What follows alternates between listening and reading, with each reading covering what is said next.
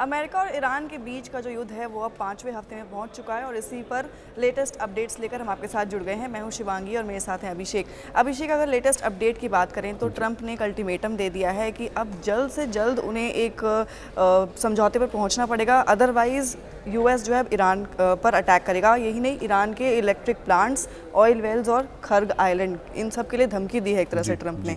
अब यहीं पर खर्ग आइलैंड की इंपॉर्टेंस को भी समझना बेहद ज़रूरी है। जी बिल्कुल शिवांगी, खर्ग आइलैंड जैसे कि बोला जाता है कि इकोनॉमिक बैकबोन है ईरान की, एक क्राउन जूल है। और यही बोला जाता है कि मैक्सिमम ऑयल एक्सपोर्ट जो होते हैं, जितना भी ऑयल ईरान एक्सपोर्ट करता है पूरी दुनिया को, वो खर्ग आइलैंड से होते हुए जाता है। वहीं पर उनके नेवल बेसिस थे जो कि अमेरिका ने तबाह कर दिए। अब कुछ बचा है तो वो सिर्फ और सिर्फ वहाँ पर जो ऑयल एक्सपोर्ट्स के जितने भी पोर्ट्स हैं वहाँ पर बचे हैं। लेकिन अमेरिका ने वो ऑयल एक्सपोर्ट्स के पोर्ट्स नहीं तबाह किए, क्योंकि वो अमेरिका भी सोच रहा था शुरू से ही कि यही एक क्राउन जूल है ईरान का। तो अगर अभी ही से तबाह कर दिया फर्स्ट फेज़ में, तो हमारे पास बार्गेन करने के लिए एंड में कुछ नहीं बचेगा। तो बार्गेन करने के लिए अब ये लास्ट वेव जो अमेरिका चाहता है कि खर्ग आइलैंड पे कब्जा करें, खर्ग आइलैंड को तबाह कर दें और ईरान की जो बैकबोन है, इकोनॉमिक बैकबोन, उसको तोड़ें।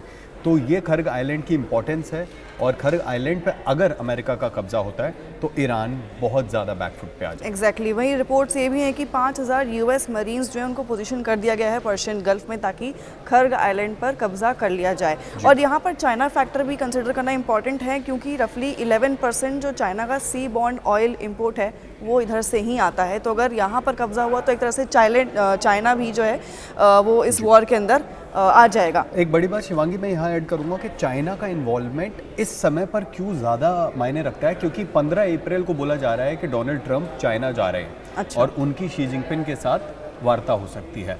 उस वार्ता में अगर उससे पहले ईरान वाला वॉर रिजॉल्व हो जाता है तो आई थिंक वो वार्ता काफ़ी अच्छी जा सकती है। दोनों सुपर पावर्स हैं और दोनों अगर हमारे जो विश्व शांति है उसके लिए अगर कुछ करते हैं तो बहुत बड़ी बात होगी, बड़े स्टेप्स होंगे। लेकिन अगर उस समय तक ईरान का ये जो युद्ध है अगर ये ख़त्म नहीं होता तो चाइना काफ़ी स्ट्रिक्टली इसे यूएस के अगेंस्ट रख सकता है। और जो चाइना और रशिया का जो एक कंपेनियनशिप अभी चल रही है, अगर वो और ज़्यादा स्ट्रॉन्ग होती है तो अमेरिका के लिए और ज़्यादा भारी हो जाएगा। उस मीटिंग में मौजूद होना भी ट्रंप के लिए काफ़ी डिफिकल्ट हो जाएगा। 11% एक्सपोर्ट जो होते हैं फ्यूल के, वो चाइना के, वो यहाँ से खर्ग आइलैंड से होते हैं। खर्ग आइलैंड को कुछ अगर प्रभावित करता है, कुछ भी अमेरिका वहाँ पर अटैक करता है तो चाइना के लिए बहुत बड़ा ड्रॉबैक, ये सेटबैक होगा।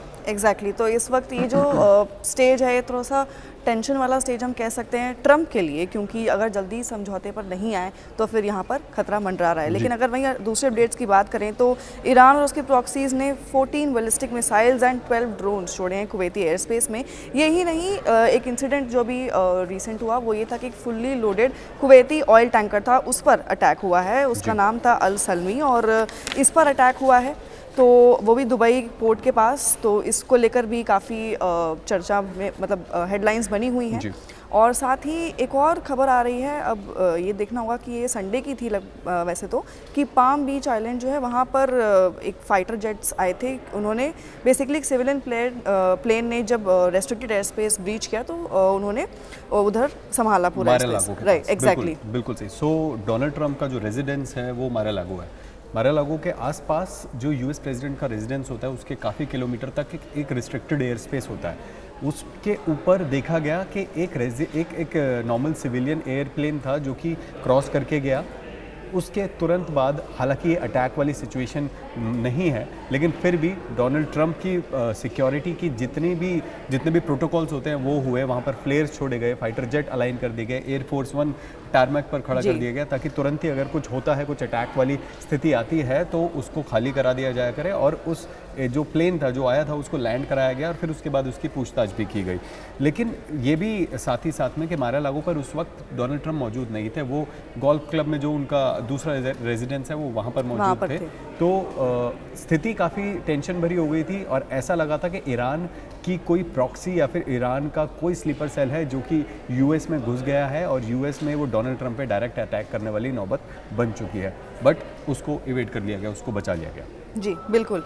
अब इसी के साथ अगर हम कैजुअलिटीज़ की बात करें तो 3 UN पीस कीपर्स जो हैं वो सदर्न लेबनान में मारे गए। इसराइल में एक आदमी की मौत हुई और ये भी इरानियन मिसाइल स्ट्राइक में। और साथ ही अगर ओवरऑल US नेवी की बात करें तो एयर स्ट्राइक इंटेंसिटी बढ़ी है। US नेवी ने अब तक 850 टोमाहॉक मिसाइल्स जो हैं छोड़े हैं इस पूरे वॉर में, जो कि अब तक के शायद सबसे ज़्यादा हैं। एंड यही दिखाता है कि कितना हार्ड तरीके से, कितना ऑफेंसिव तरीके से जो है ट्रंप इनफैक्ट पूरा अमेरिका इस पूरी वॉर में घुस चुका है। बिल्कुल शिवांगी, आपने सही कहा। टोमाहॉक मिसाइल्स की बात तो काफ़ी दिन से हो रही है।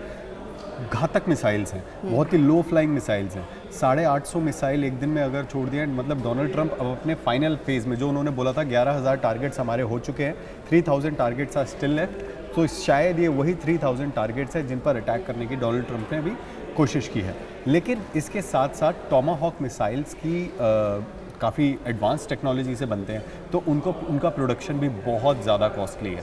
डोनाल्ड ट्रंप अब यहाँ यही सोचेंगे कि इससे ज़्यादा उनकी जितनी भी मशीनरी, जितना भी डिफेंस इक्विपमेंट यूज़ हो रहा है, जितने भी मिसाइल्स यूज़ हो रहे हैं, अब उस पर रोक लग जाए कि ये वॉर ख़त्म हो जाए। डेस्परेशन ऑलरेडी दिख रहा है, क्योंकि इकोनॉमिक लॉस जो डोनाल्ड ट्रंप या फिर यूएसए को जो हो रहा है वो काफ़ी बड़ा है कंपेयर टू ईरान।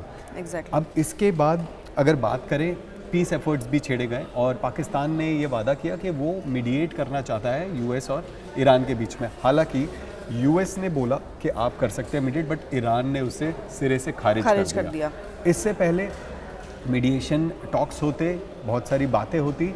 उससे पहले इजिप्ट के साथ और टर्की के साथ पाकिस्तान के फॉरेन मिनिस्टर्स की एक मीटिंग भी हुई, जिसमें पाकिस्तान के फॉरेन मिनिस्टर ने बहुत अच्छी स्लिपिंग पॉलिसी खेली। वो जाते ही स्लिप हो गए इजिप्ट के फॉरेन मिनिस्टर से मिलते ही, और काफ़ी ज़्यादा इस बात को बहुत वायरल हुआ वो वीडियो, क्योंकि पाकिस्तान में ऑलरेडी एक स्लिपिंग मैटर चल रहा है, क्योंकि पाकिस्तान के एक पूर्व आर्मी चीफ वो बाथरूम में स्लिप हुए और फिर काफ़ी ज़्यादा उनकी जो खबरें आई थी, जो रूमर्स आई थी उस पर, तो एक और स्लिपिंग केस, और वो भी पूरी दुनिया के सामने, वर्ल्ड के सामने। तो सबको दिख रहा है कि अमेरिका जिस देश पर मीडिएशन के लिए उनको आगे कर रहा है वो ऑलरेडी एक स्लिपिंग केस है, तो उस स्लिपिंग केस से कोई वॉर नहीं सुलझ सकती। ईरान ने पहले ही सिरे से खारिज कर दिया कि पाकिस्तान का कोई रोल नहीं है इसमें, दे हैव नो से, और उनको हम कंसिडर ही नहीं कर सकते। एग्जैक्टली, कंसिडर ही नहीं करते। और वहीं वाइट हाउस जो है वो चाहता है लगातार वो गल्फ एलाइज से दे आर डिस्कसिंग कि ये जो पूरा वॉर का जो खर्चा है वो उठा लें। ये आप इस पर आप क्या कहेंगे अभिषेक? ये तो कैसा लगता है डोनाल्ड ट्रंप हमेशा ही करती है, अमेरिका का हमेशा से ही रूल रहा है। वर्ल्ड वॉर 2 के बाद भी जब ये पूरा वॉर ख़त्म हुआ तो उसके बाद जर्मनी के ऊपर पूरा थोपा गया कि जितना भी वॉर में खर्चा हुआ है कि वो जर्मन इकोनॉमी से ही वापस से रीपे किया जाएगा। हालांकि बहुत बड़ा, क्योंकि वॉर में आप अपनी मर्ज़ी से कूदे हो, आप अपनी मर्ज़ी से आए हो, आपने शुरुआत करी है वॉर की, तो उसके बाद जब आप ख़त्म कर देते हो, क्योंकि सामने वाली कंट्री भी तबाह हो चुकी है, उसके पास कुछ बचा नहीं है। तो बेसिकली ये एक स्ट्रैटेजी है, जैसे कि वेनेजुएला के ऑयल को कब्ज़ा करने के लिए प्रेसिडेंट को किडनैप किया गया, उसी तरीके से ईरान को, अब ईरान का स्ट्रेट ऑफ हॉर्मुज़ और वहाँ पे जितना भी ऑयल एक्सपोर्ट है उसको परमानेंटली यूएस अगर कब्ज़ा करना चाहता है, तो this is the game of oil. और ये वॉर सबको पता है कि ईरान पे दशकों से सैंक्शंस लगे हैं, उनके पास इतनी इकोनॉमी, इतना ट्रेजरी में है ही नहीं कि वो पे कर सकें। तो सीधी सी बात है कि ऑयल कि जितने भी वहाँ पर जितने भी फैसिलिटीज़ हैं, जितना भी वहाँ पे ऑयल एक्सपोर्ट्स है, उस पर कब्ज़ा अगर कर लिया अमेरिका ने, तो वो अपने आप रीपे हो जाएगा डायरेक्ट। जो है दुनिया को यही अंदेशा जा रहा है। बिल्कुल, लेकिन इसी के साथ एक ओवरऑल एनालिसिस जो हम कर सकते हैं आज की डेट में वो ये है कि ट्रंप काफ़ी फंस चुके हैं। अब देखना ही होगा कि अगले 48 घंटों में क्या होता है, वो सही में खर्ग आइलैंड पर कब्जा कर पाते हैं या उस पूरे प्रोसेस में आगे बढ़ते हैं कि नहीं। शिवांगी, बस 3 पॉइंट जी। 15 अप्रैल को डोनाल्ड ट्रंप शी जिनपिंग की मीटिंग है, एक और उनकी एक बहुत बड़ी मीटिंग है, मैं अभी उनका भूल रहा हूँ, लेकिन मैं दोबारा से उसको रिकैप करके वो एक बार आपको हम वॉर अपडेट में दोबारा बताएंगे। एक और बहुत बड़ी उनकी बहुत बड़े विश्व के नेता से मीटिंग है। तीसरा, मिड टर्म इलेक्शन आ रहे हैं यूएस में जी, और डोनाल्ड ट्रंप की रेटिंग 30% के अराउंड, 36% के अराउंड है। अगर इस ही रेटिंग से डोनाल्ड ट्रंप ईरान वॉर से पीछे जाते हैं तो I am sure mid term election वो हार जाए। बिल्कुल, तो ये बहुत बड़ा झटका होगा उनके लिए। बिल्कुल, तो ये देखना होगा कि हमें कि आगे चलकर ये ट्रंप इस वक्त कैसे कदम उठाते हैं, क्योंकि ये उनके ऊपर ही एक तरह से बहुत बड़ा संकट बन चुका है। तो इसी पर लेटेस्ट अपडेट्स के लिए बने रहे हमारे साथ।